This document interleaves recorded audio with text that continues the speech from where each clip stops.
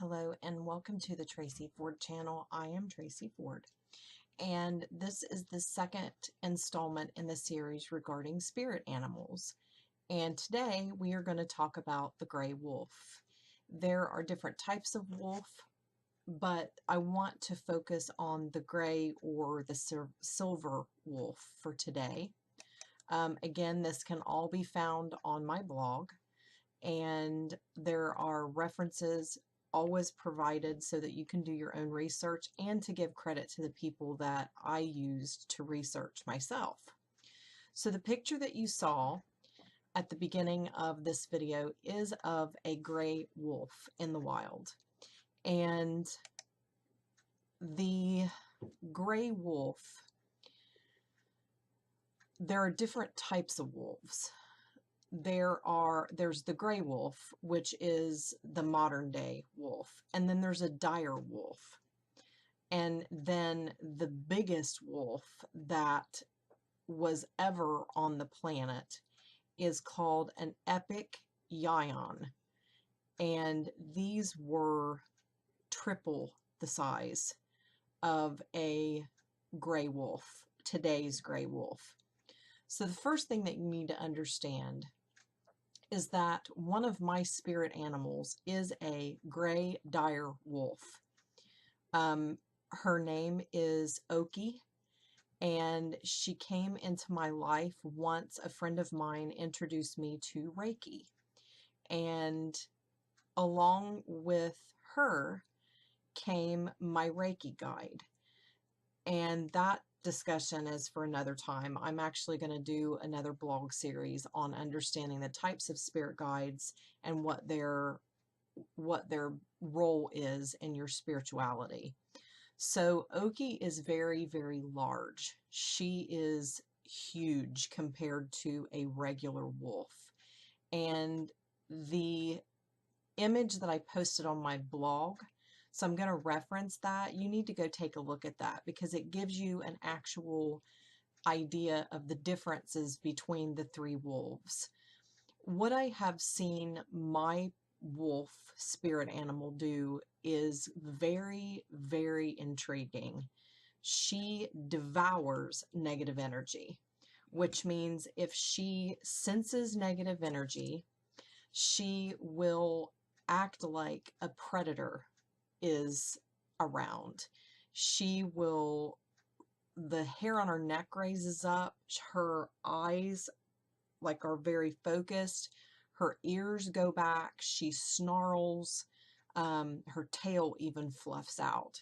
She's on guard and her head lowers just like if she would be guarding herself against a predator. We conducted a paranormal investigation last night, and keep in mind this is a pre-recorded video, and she was with me the entire time. She acts as a protective agent against anything that does not need to be near me, and she is visible in the spirit, so anything that we encounter in the spirit encounters her. So they sort of have to cross through her before they can even think about discussing anything with me. She was visible the entire time to me. She was visible to some of the people that were with me at different times. So, and there were negative entities that we actually encountered. And for the first time, I was not fearful that they would attach to me for two reasons. The first reason is that we did a protective blessing before we even did anything. And then we did a severing or a drop blessing once we left, or before we left. We saged before we left. And then I trusted in her that she would not allow anything to come home. And if it did come home, she would make sure that it saw the door very quickly. When, for example, when we encountered a very, very dark entity, and she didn't stand up. She sat beside me, between me and it, and she made it very clear that nothing was supposed to touch me. Nothing was supposed to even come near me. She allowed communication, but she was very guarded, which is her job. If you discover that you have a wolf as a spirit companion or a spirit animal, what does that mean to you? Because it does mean different things to different people. The role the wolf plays in the spirit ranges from a teacher to an intuitive voice. The lessons that the wolf can teach is adaptation to change, and they represent the water element. According to Crystal Wind, and I couldn't have explained it any better, which is why I'm quoting this, the soul who has inherited the gray wolf as their power totem is a soul who is constantly transforming themselves, improving themselves as they encounter the lessons and challenges of life. So this is a transformative animal, which explains why Okie came to me once I was attuned for Reiki, because it was a change agent. She was a transformative agent. Wolves, by their very nature, are extremely loyal animals. In the real world, they exercise real world intelligence, and they're unparalleled in their instincts.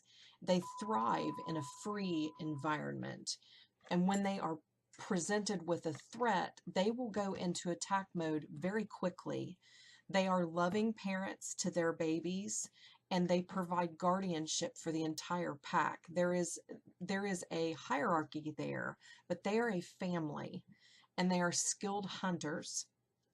And from what I've seen of my spiritual wolf, it echoes these in-world, real-world sentiments. According to Harris, who is another excellent blogger when it comes to spiritualism, wolves have both positive and negative meanings in the spirit world. So the positive for a spirit wolf is the deep connection to instinct and insight. But the wolf can also represent a perceived threat, or a lack of trust that you might have in either individuals or a situation, or even in yourself. So the appearance of the wolf may be a warning to you if you happen to find that you have a wolf that's attached to you. If you do find that you have a wolf as a spirit animal or a spirit totem, your wolf will actually take on the characteristics of a spirit guide, just like a dragon or any spirit animal will, which then means that you need to focus on your true self, your authentic expression. And the wolf serves as a reminder to keep your spirit alive and to trust your instincts. These are instinctually driven animals. The dark side for me with Okie represents her ability to see things that are a threat. She runs into action when she perceives that threat. So it's a defensive talent. But she doesn't represent my feelings of vulnerability when she does her job. She does her job as a protection. She lets me know that something is near me that shouldn't be there. And she is warning me that there's a presence that's either unfamiliar or unwelcomed. And she takes that predatory stance to alert me, hey, there's something here that shouldn't be here. My bond with Okie goes back to a past life. If you have the ability to engage in past life regression, this will be totally understandable to you, or even if you believe in the ability for reincarnation and past lives. Okie belonged to me in a different time, and I raised her because she was alone.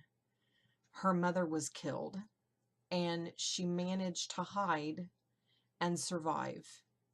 So she and I bonded in the human life, and then she arrived again in my life when I was attuned to Reiki. So her bond goes way back for me. So if you think that you have a wolf as a animal guide, or if you're feeling the abilities that a wolf possesses and lends to you, how do you connect with them? How do you see them? Meditate. That's going to be my answer for most of these. You have to meditate. And these animals will eventually reveal themselves when they are ready or when your life warrants that it's time.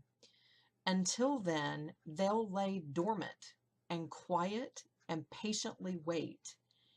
And once they do come to you and introduce themselves, they will never, ever fail you. That goes with all spirit animals and spirit guides. They will be with you until you cross over, and even then, they'll cross back over with you. So the other thing to remember about the wolf is they're a pack animal. So they have a strong sense of loyalty to the pack, as well as to the alpha and the beta. And what this tells you is that things don't just disappear when the flesh falls away. It's timeless and eternal, which means these animal souls are eternal and your human soul is eternal. And when they come to you and they reveal themselves, try to see the lesson that they're trying to teach you. Again, some of them are a defensive agent. That's what Okie is to me. My dragon is a defensive agent. But they also reveal truth, and they reveal lessons, and they teach, and they do all the things that you would imagine an angel or a god to do, and they follow suit with that. So if you have questions and you think you could possibly have a wolf that's attached to you, and I know several people that do, they're very common, meditate and again, get tangible items. I have a wolf, a gray wolf totem, like an actual totem, and then I have a gray wolf made out of stone, a little tiny one. And then my best friend gave me a wooden wolf. So I'm well represented when it comes to my wolf, because she was my first. She was my first spirit animal. And she constantly comforts and guards. And I'll give you one last example before I end this particular episode. When you do any type of paranormal investigation, you can kind of freak yourself out when you get home.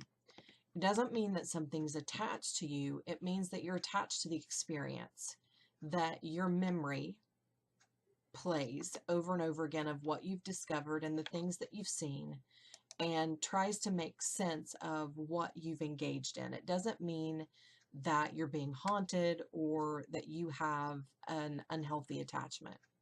It simply means that you are replaying the situation over to see if you missed anything maybe, or just the way memory works. And last night, and most nights, this is what she does.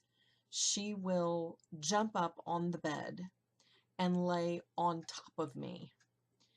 She won't lay at my feet. She won't lay beside me. Sometimes she will, but most of the time she'll lay right on top of me, which tells me that she acts as a barrier between me and anything that could attack me. So when I was kind of freaking myself out, she automatically knew not to leave me. And she stuck with me the entire evening when I got home, and way in deep into the night. So that is the benefit of knowing, understanding, and embracing your spirit animals. They're phenomenal. So until next time, love and light to you, and I will see you next Friday with a brand new episode.